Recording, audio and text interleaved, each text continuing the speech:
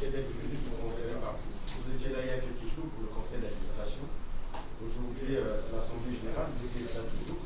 Ce n'est pas une simple présence, et vous sortez là certainement avec des choses entendues, définies et qui nécessitent certainement de commentaires. Voilà, donc la semaine dernière, nous avons eu, conforme au statut de la banque, le conseil d'administration qui a arrêté les décisions. Certaines d'entre elles relevaient de la compétence de l'Assemblée générale, donc qui s'est prononcée aujourd'hui. On avait en gros un point principal, c'est l'approbation des états financiers de la banque, mais on a fait aussi un overview de toute la situation générale de la banque. Sur les états financiers, nous notons avec satisfaction le fait que la banque a fait de brillants résultats. En dépit de la situation de crise, en fait, la banque est bénéficiaire de l'ordre de 13 milliards quand même. Si on prend le résultat net qui est dans le résultat courant et l'augmentation des fonds propres, enfin du report à nouveau, donc environ 13 milliards, ce qui est exceptionnel. C'est presque le même niveau que les années fastes. Et donc nous remercions le gouvernement de la banque, donc le président et le vice-président, ainsi que l'ensemble des salariés pour ce travail. Vous savez que notre continent est comme le monde entier, a vécu une année 2020 extrêmement difficile avec la crise sanitaire d'abord, qui est devenue une grande crise économique avec les mesures de riposte qui ont quasiment fermé les pays les uns vis-à-vis des autres et même des mouvements de population à l'intérieur de pays. Cela a eu des conséquences importantes sur nos activités, mais la présidence de la banque a fait les efforts nécessaires d'anticipation, de réorientation de la stratégie et de management qui ont fait que les résultats ont été préservés. Au contraire, il y a eu beaucoup de choses positives, notamment dans la mobilisation des financements. Notre pays, par exemple, le Congo, va continuer à bénéficier des soutiens les années à venir. Cela a été dans les prêts qui ont été approuvés par le conseil d'administration. Mais déjà l'année dernière, vous savez que la banque a accordé aux États 90 milliards de soutien au titre du Covid, ce qui est exceptionnel, parce que quand on compare aux grandes institutions, ramener aux moyens propres de la banque, c'est un effort colossal. Et pour notre pays aussi, on a eu d'autres soutiens. Vraiment, nous, gouvernement congolais, on ne peut que remercier la présidence de la banque pour cette attention accordée au Congo. Nous allons continuer à travailler main dans la main pour que nos engagements soient respectés vis-à-vis de la banque et que le pays qui accueille en fait la banque soit celui vraiment qui est exemplaire. C'est ça l'instruction que nous avons reçue du président de la République, son Excellence Denis Sassou Nguesso, et du Premier ministre Anatole Koliné Makosso. Je représente donc le ministre Andeli qui est empêché. Voilà, ils m'ont chargé de le réaffirmer au président de la banque que tous les efforts nécessaires que le Congo pourra faire seront faits. Et la collaboration doit continuer parce que le président a une ambition énorme pour ce pays, notamment dans son programme de la marche vers le développement, avec des investissements énormes. Donc nous comptons aussi sur la banque. Voilà. La banque compte mobiliser environ 100 milliards sur les deux années à venir pour le Congo. Donc nous travaillons sur ça pour que ça se concrétise les jours, les semaines, les mois et les années à venir. Voilà, merci ce que je pouvais dire au titre du ministère des Finances que je représente. Monsieur le Président, comme Monsieur le ministre vient de l'évoquer. Bon, merci. Comment expliquer les bénéfices? Peut-être ça, c'est une illustration dans le sens que on peut faire mieux en Afrique centrale. Ce n'est pas parce que ça tourne mal ailleurs que ça doit tourner mal en Afrique centrale. Donc nous devons être fiers de que nous sommes capables de mieux faire alors qu'ailleurs les gens sont en train de subir des situations plus difficiles. Et à quoi va servir les bénéfices? Bon, la mission de la banque, c'est le financement du développement. Et c'est effectivement à cela que les ressources de la banque servent, pour financer le développement de notre sous-région, pour appuyer les États dans le développement de leur pays, pour appuyer la sous-région dans leur intégration, pour appuyer les opérateurs économiques privés dans leurs projets d'investissement, afin que l'économie de l'Afrique centrale puisse booster, afin que l'économie de l'Afrique centrale puisse se diversifier, afin que l'Afrique centrale puisse produire ce que lui-même il consomme et ne pas vivre des importations provenant des autres sous-régions. Donc voilà à quoi ça va servir, à quoi ça sert l'argent que la BDAC est mobilisée. La prochaine question est à M. Sandoc de la chaîne Afrique Média. Merci. J'aurais 3 questions, si vous permettez, à adresser ici au président de la BDAC. Je voudrais commencer déjà par les données, les chiffres qu'on a pu collecter durant la couverture de ces 2 événements. On se rend compte dans ces chiffres-là que vous avez atteint entre 2017 et 2020 551 milliards de francs CFA en termes d'opérations sous forme de prêts directs, de lignes de crédit, de prise de participation, etc. Cela représente 50% déjà de ce qui a été fait auparavant en plus de 39 ans. Et on allait bien se demander si vous allez vous arrêter un jour, ou alors quelle est la vision finalement que vous avez de cette banque, parce qu'au départ, les uns et les autres s'attendaient simplement à ce qu'elle soit au moins déjà rentable. Et aujourd'hui, on est au-delà, on est dans des seuils de compétitivité qui, jusqu'ici, sont inédites dans la sous-région. Alors, votre vision concrètement, jusqu'où est-ce qu'elle va? Bon, merci. Et je crois que ce que nous faisons, nous n'avons pas une vision propre à nous. Nous traduisons la vision des pères fondateurs de la BDAC. Je crois que nos chefs d'État, en fondant cet instrument de développement, ils avaient vu gros. Ils voulaient que l'Afrique centrale aille beaucoup plus loin en matière de développement. Et lorsqu'on nous met à la tête de ces institutions, il nous revient alors de traduire dans la réalité cette vision qu'eux, ils avaient eue. Et c'est le travail que nous sommes en train de faire. Et effectivement, que la banque était dans des situations difficiles. Et nous nous sommes dit que bon, si on est là pour travailler, il faut qu'on met des batteries en charge. Et c'est ça que nous avions fait. Il fallait qu'est-ce que nous pouvons faire dans la macro-vision de nos chefs d'État.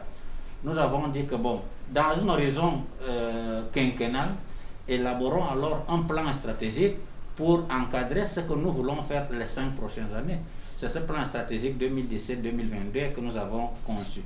Et c'est effectivement dans la mise en place de ce plan stratégique que nous sommes en train de faire tout ce que vous voyez là, et les résultats sont ce que vous êtes en train de dire. Deuxième question, Monsieur le Président.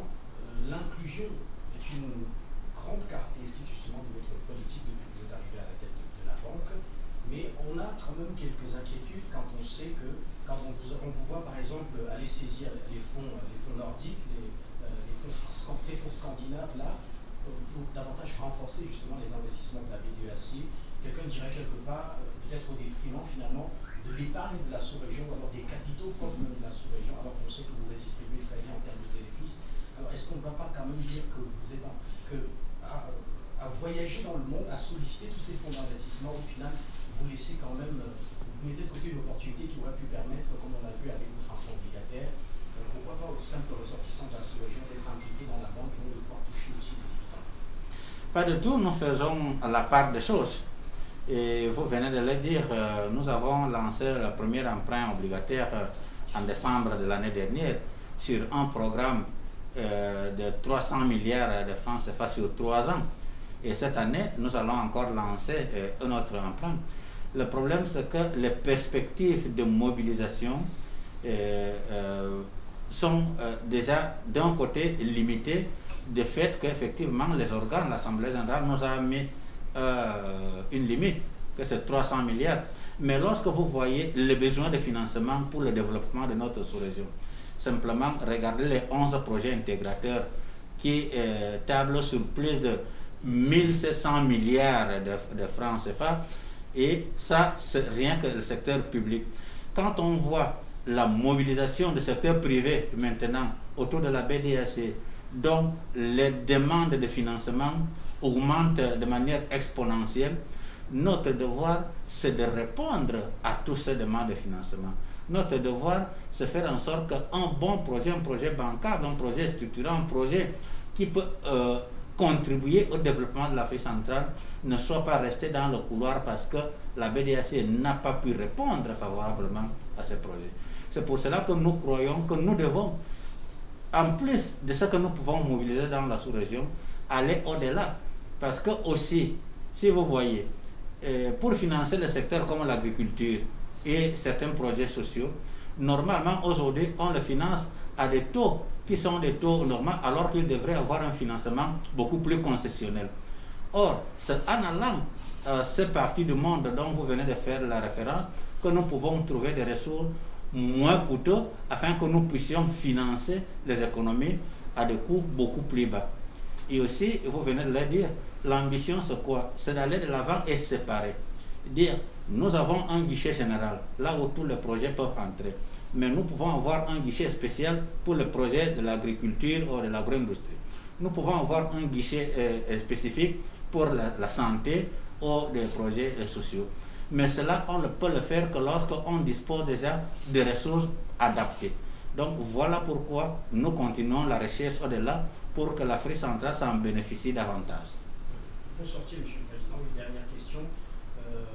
Quand on analyse votre politique, on voit également que vous avez mis un accent depuis 2017 sur la transformation, le financement des projets qui sont liés, des projets dans la transformation, parce que cela apporte beaucoup plus d'inclusion à travers les emplois créés, etc. Mais on a vu, lors du conseil d'administration, parmi les projets validés, on signalait déjà 90 milliards de francs CFA consacrés aux projets qui sont liés au financement du système de santé de la sous-région. Et du coup, on se demande, est-ce que vous êtes éloigné finalement de la transformation, peut-être au profit de l'inclusion? Comment comprendre? Pas du tout. Vous parlez des projets de transformation. Si la personne humaine n'existe pas, qui va matérialiser la transformation? C'est pour cela que nous croyons que face à la pandémie de Covid-19, justement pour sauver les populations, afin qu'ils puissent continuer avec leurs actions en pro de développement, il faut qu'ils soient en bonne santé. C'est pour cela que la BDAC n'a pas attendu que la communauté internationale réagisse. Aussitôt que la pandémie était arrivée, nous avons donné en urgence des avances de 500 milliards par pays, 500 millions, je veux dire, pour qu'ils puissent rapidement répondre aux besoins immédiats, pour après demander leur plan de riposte contre le Covid-19, pour qu'on puisse déjà leur donner les ressources beaucoup plus consistantes, ça veut dire 15 milliards par pays. Effectivement, aujourd'hui, nous nous réjouissons que, comment dirais-je, les mauvais augures qu'on avait fait pour l'Afrique face à ce Covid-19 ne sont pas tenus.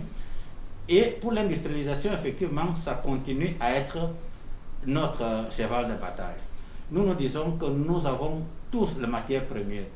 Et nous produisons ces matières premières, on vend à d'autres pays occidentaux. Ils transforment ces matières premières et ils nous vendent les produits finis et on paye 100 fois plus cher. Aujourd'hui, si nous-mêmes nous pouvons transformer nos matières premières ici, on va créer des emplois, on va pouvoir les exporter avec une valeur ajoutée, on va diminuer les importations, c'est-à-dire on pourra alors conserver plus de devises dans nos avoirs extérieurs, etc. Et c'est ça que nous croyons. Nous croyons qu'il faut rompre, il ne faut pas continuer à dire que nous ne sommes que le pourvoyeur des matières premières.